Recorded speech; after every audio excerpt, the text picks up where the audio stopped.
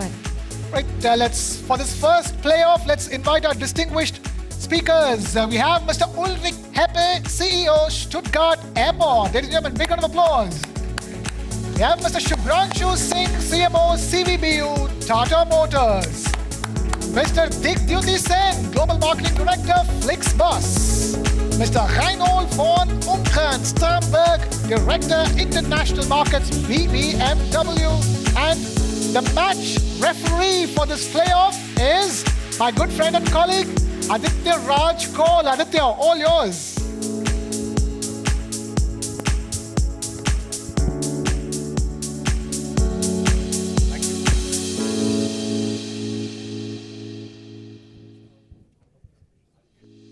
Thank you. Thank you so much. Well, I'm not going to sit at the podium. I'm going to join the audience here, right in between. And this is the first playoff of this season of the Global Summit that News9 has organized at Stuttgart. So thank you very much for joining us. India and Germany have had, great relations. The relations have been actually broadening and growing by leaps and bounds. We had the German Chancellor Olaf Scholz very recently in New Delhi with almost half his cabinet. And that clearly indicates the emphasis that Germany lays on India. And Germany already is one of the biggest, I would say, the partners of India from the European Union. So let me actually begin by asking Ulrich Heppe, the CEO of the Stuttgart Airport, that one of the areas where there has been emphasis has been innovation, mobility, and sustainability. In fact, this is the area where emphasis has been laid during the recent visit and the India-Germany framework. How do you see India and Germany collaborating together and Germany actually providing that technology to the large population in India? And what better can India do to actually have more investors from Germany? Thank you very much for having me. My name is Ulrich Heppe. I'm 53 years old, 4 children, CEO of Stuttgart Airport. Who of you all arrived at Stuttgart Airport? Please raise your hand. Wonderful. I hope you had a good experience. If not, complaints to me. And no, thank you very much for having me. I'm happy to answer your question. I am very excited because I love India. Before I came to Stuttgart 2.5 years ago, I lived with my family in Ahmedabad, the capital of Gujarat. I was in charge for Ahmedabad International Airport and for the transition of some other Adani Group airports from privatization into private ownership. So I'm super excited. I love the Indian cultures, the languages, the food, the people. I'm a big fan. That's why I was honored when you asked me to join the panel. So. No, I think mobility is the big key, and Germany, actually India is the largest growing market for aviation. The companies Air India and Indigo and Akasan, they ordered over 1,000 aircrafts, much more than the Gulf carriers or the Chinese carriers did. So a lot of growth will come, and we want to be as an entry point. We are the gate to Baden-Württemberg at Stuttgart Airport. And hopefully soon we'll have some direct connectivity. Last Friday I talked to the colleagues from Air India, and they also could imagine they're focusing on Frankfurt and Munich, unfortunately right now, but there are new aircrafts coming which are good for secondary airports to connect because they're a little bit smaller, like the Airbus 321 XLR or Airbus 321 LR. They could go ideally from Bangalore to Stuttgart or to Mumbai, to Delhi, to Stuttgart. So we're looking forward to this. Then I think both India, you have so much talent, so much well-educated people. The people I worked with in Ahmedabad, I was really impressed. I think Europe is happy that India orders a lot of Airbus, which are produced in Europe, but you're also ordering Boeings. Good for Europe that Boeing has some difficulties right now, but I think it's good to have 2 big aircraft producers. For me, it's important that we get zero-emission flights. The industry wants to be without emissions by 2050, so the short distance should be electric. The medium distance should be with green hydrogen powered, and the long distance with the sustainable aviation fuels. And India can be one of the major green hydrogen producer with all the solar energy you have and also wind. So I think India plays an important role in aviation in the future. I think India plays a significant role, certainly, in the global economics today, one of the fastest growing economies in the world at present. Let me bring in Shubhranshu Singh, CMO from Tata Motors, who's flown down from India all the way. Shubhranshu, Make in India has been one of the primary projects of Prime Minister Narendra Modi, and people have been speaking about it, the kind of flexibility that it has brought in towards collaborations and, of course, productions that are happening in India. But for a German investor, for an investor perhaps from the larger European Union, how significant is Make in India? Do you also feel that there needs to be an understanding of the local tastes, and perhaps the investors need to mold themselves to the local environment and atmosphere? Yes, thank you. I think the ministers had already spoken about the huge opportunity that India presents, not only to Germany, but to the developed world at large. Let me just address this from a brand building and a marketing standpoint. You see, India is a very large market, already the 5th largest economy by nominal GDP. We are 3.55 trillion. We have a 1.3 billion plus population. What we don't realize is how young and optimistic the country is in terms of demographics. So we are a median age of 28 years. 400 million Indians are yet not 20 years of age.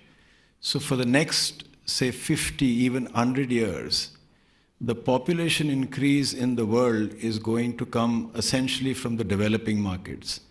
And when we say global or developed market, actually it is India and China put together, which is 2/3 out of every 100 people on the planet. So, and that is not going to change for a very long time. The second part of this youthful optimism is how they are responding to the market. And there, I think, whether it's Germany or the top 6 developed economies in the world, I think the important distinction that has to be made is the nature of the market opportunity. Developed markets are about very large GDPs comprised of very few consumers, each having a lot. Whereas an India market construct is again a very large aggregated GDP, but numerous people each having, relatively speaking, a little. So if you are in India and if you address, say, the top 10% households, by the way, India's urban population is about 500 million, 540 million or thereabouts. So half of 1 billion people live in urban India.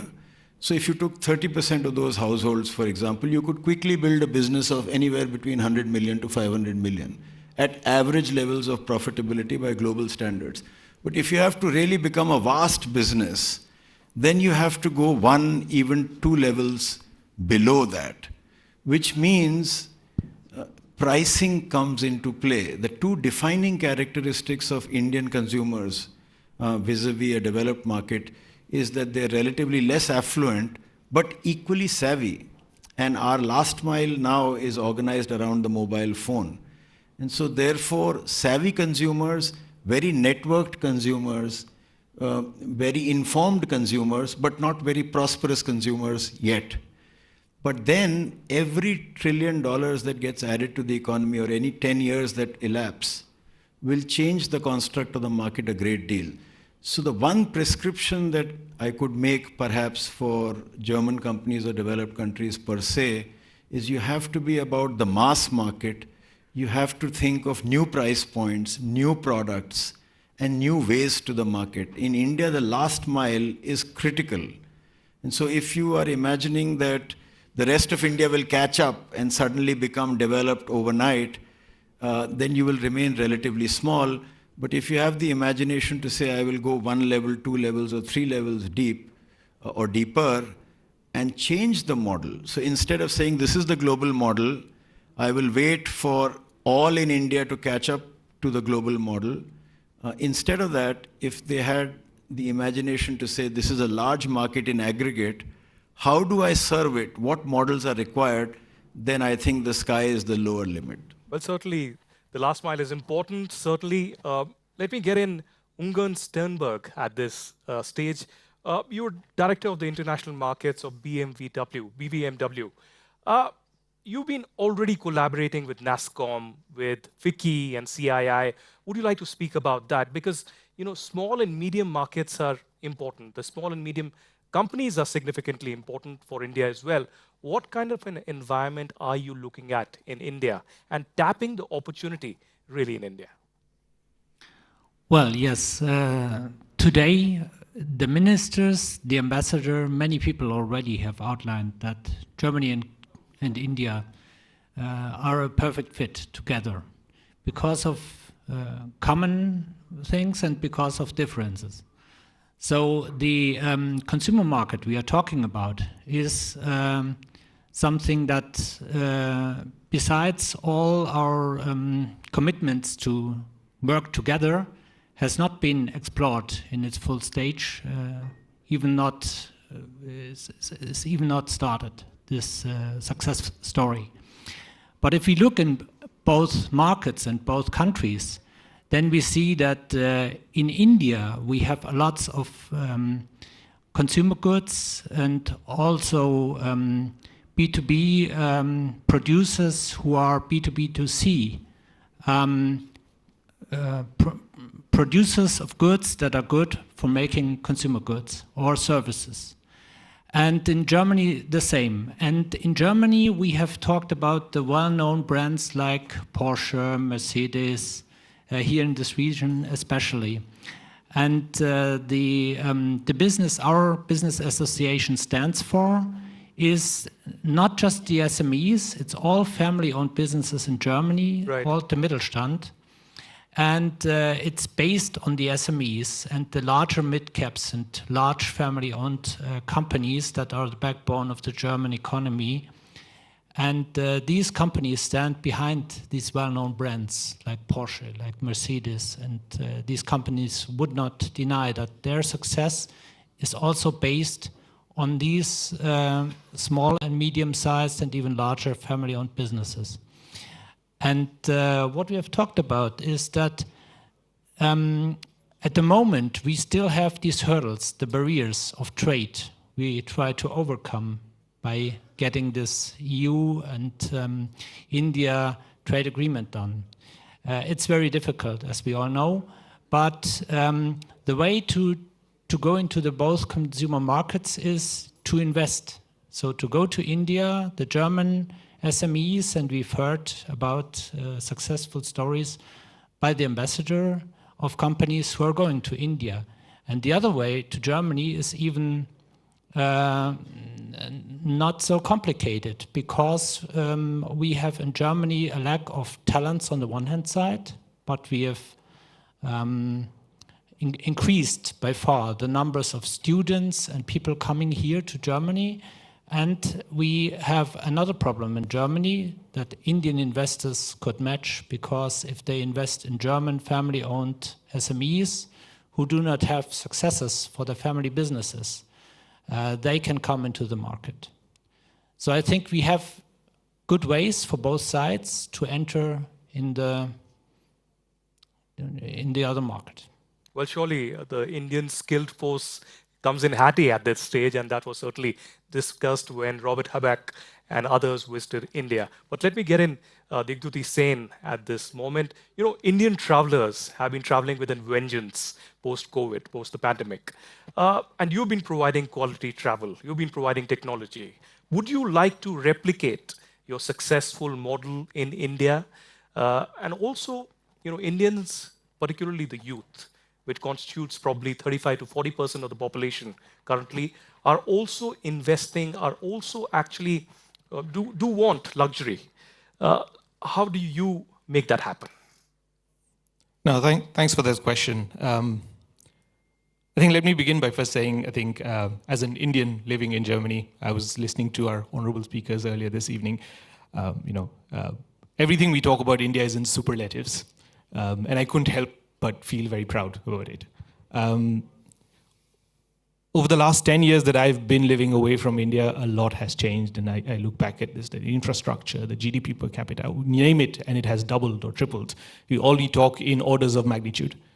What has also happened as a result of that is the hunger for travel, as you just mentioned, right? India is also one of those only few countries, or probably the only one that I know of, where the probability of travel, like people in their own admission, is higher after COVID than it was before. So more people are looking forward to traveling.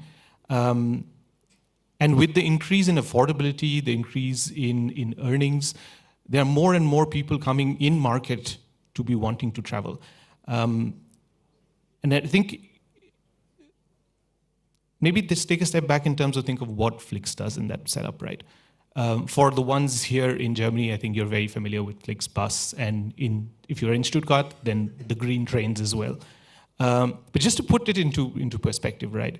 Flix transports about 80 million passengers a year around 43 countries. And I'm very happy to say as of 2024, also in India, right? We've just started operations in India. But what Flix brings to India is that global standard of collective sustainable mobility. We're bringing in the next millions of people who are willing to travel, and if not for anything but the sake of our all common future, I think there needs to be sustainable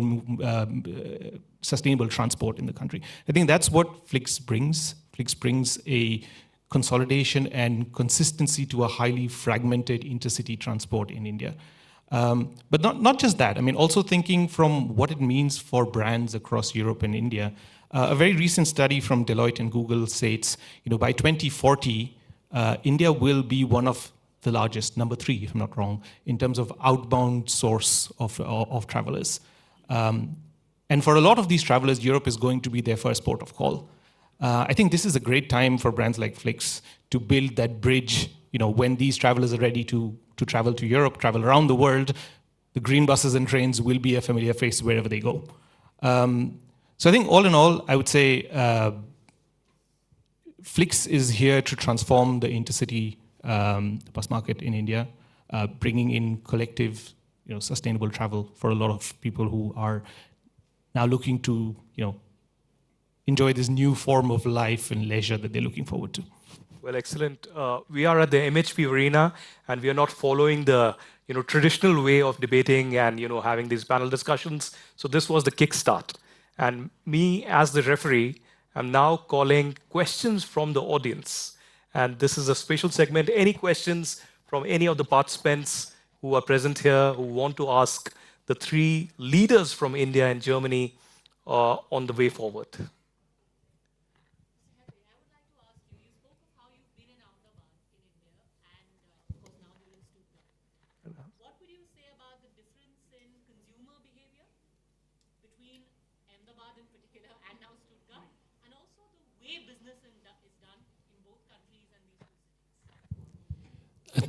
I liked it very much in Ahmedabad, and in Germany we sometimes tend to overanalyze things and a little bit too risk averse. And my colleague in Ahmedabad, they were always, let's go for it. No, we do it, we get it done. So this spirit the Germans can learn doing business from our friends in India. I think consumer behavior and the young generations, it's not so different. I have a 15-year-old daughter, a 19-year-old daughter, and also an 8-year-old daughter and a 5-year-old boy. And if I see the new kids, they love a lot everything with social media and with videos and dance and text and food. And I just came back from Doha to speak to Qatar Airways there and my daughter called me, Uli, you have to bring me some Dubai chocolate from Dubai, yeah? And I said, no, I will not bring you Dubai chocolate. I'm in Doha. So they're all in food and stuff, and whatever gets promoted on social media, if it's cookies so it's not so different, consumer behavior. Well, for audience and those who are watching us live, they couldn't hear the question. So I have to tell them that the question was about the difference in the consumer behaviors between people here in Ahmedabad, his experiences here, and in Germany. Anyone else from the audience who would like to ask a question? Please. Yeah, this is basically especially attracting the investors, right? The Indian investors towards the SMEs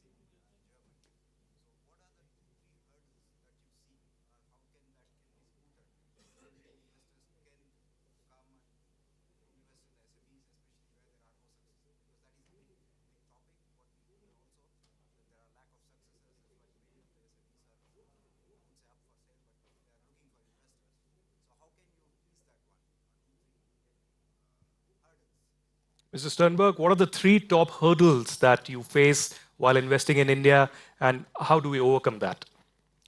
Yes, thank you for the question. So the 3 top hurdles for investors from India and Germany are there's no transparency in the market where to invest in.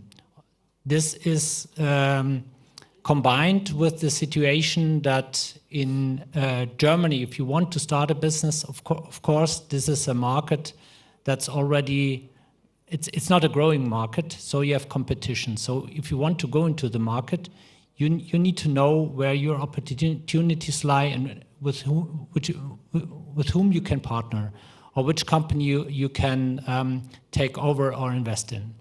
So, and this is something you need a network of trust. So you can approach embassy, you can approach institutions that give you a bit of insights in how to go into the German market. But then you need the contacts and you need this networks of trust. And this is what we are very much working on, because our association has been founded 49 years ago, and we have partners, as mentioned, in India, which are FICCI, CI, and NASCOM, and we are having roadshows in Germany. We are traveling, we are bringing our business people together with the Indian business people, and I don't recall one of these meetings where this question has not been discussed. And this is where people meet and where people come into contact with each other. And I want to introduce my colleague Daniel Raja, which is present here. He's the driver of all these contacts between the Indian associations and our business people. So we can just continue here after this talk. Well, certainly we can. One of the good things that has happened is that the intent is turning into outcomes in the recent years. And I want to quickly go to Shubhranshu here. One of the areas that we saw recently being discussed between Olaf Scholz and Prime Minister Modi was about a large amount of Indian skilled force, the workers actually going from India to Germany. The numbers could be to the range of 90,000 to perhaps 200,000. How do you see they helping the German economy grow as well? Because they bring in talent, they bring in innovation, they bring in this entire gamut of mobility, sustainability that we are talking about, a renewed push in that sector. Well, I must firstly confess it is not really an area of expertise for me, but I can venture a good enough guess, because in my sector, in the automobile and automotive space, it is well known that where we are sitting today is really the heartland for European automobile industry, and there is a lot of innovation that gets percolated both ways. And I think if you look at the spread of skill sets that are available now in India and the general change in demographics in Europe, in Germany, with the aging population versus a very youthful, skilled population in India, I think that exchange is natural. But if I may take the liberty of adding to your question, one of the things which happens conversely is that when folks come into India, they imagine that there is going to be an inflection point based on per capita income, for example. So, everything will start happening after $3,000 or whatever. That's not the way the world works today, because in India, all of these skills have developed on the back of domestic players who have innovated to fill the gap. Because if there is market opportunity, it's not going to wait for a multinational to come in and provide them valuable but price-effective solutions. So a lot of our skill sets are happening. In India, we have a word for it. It's called jugaad, or innovation on the fly, and that has provided us with a very robust toolkit, no matter what the situation is, to be able to innovate. And I think that, married to first world infrastructure, is a wonderful thing, which is also a talent magnet. But if in any case, like I said, if out of 100 people, 2/3 of them are going to be in India and in China, then we need to shift the definition of what is global or what is Asian workforce. Because if you take a count of people and you were to line them up in one line, then it will predominantly be an Asian line. So if the Asian talent and Indian talent in particular goes across the world, it will be a more productive and economically a more value-adding world, I feel. Well, we are out of time, but is one last question by Mr. Sri. Yeah. Thank you to the moderator. So this is a question which I think three gentlemen could possibly weigh in on. Rangshu, Mr. Hepe, and even Jyoti, and you also if you want to. I'm curious, as Indian consumers become more prosperous, are they becoming more like global consumers? Or do you see fundamental differences in terms of their consumption habits, their approach to spending, or even in terms of what they value and don't value? So are there any experiences that you would like to share with this audience about how are these consumers different despite maybe a convergence in terms of economic In my opinion, this philosophy that, there's an ugly duckling which will mutate into a beautiful swan is actually, in my opinion, not correct thinking. Every tier of Indian consumption is booming, but it's booming in its own unique way. So you have to understand the DNA of that demand. And secondly, the leapfrogging that has happened in India, people don't go back. So if, say, if we are roughly in parts of India where Poland was 15 years ago or Mexico was 10 years ago, the consumer of today is not going to consume the way 10 years ago Poland was consuming. So if you asked an Indian kid today that, don't play games on your smartphone, instead prefer to buy Scrabble or Rubik's Cube because, hey, that was popular in America 30 years ago, it's not going to happen. If you told an Indian consumer today to get into line to get a landline phone, he's not doing that. They're all leapfrogged to cellular technology and so on and so forth. So I think time and tide wait for nobody.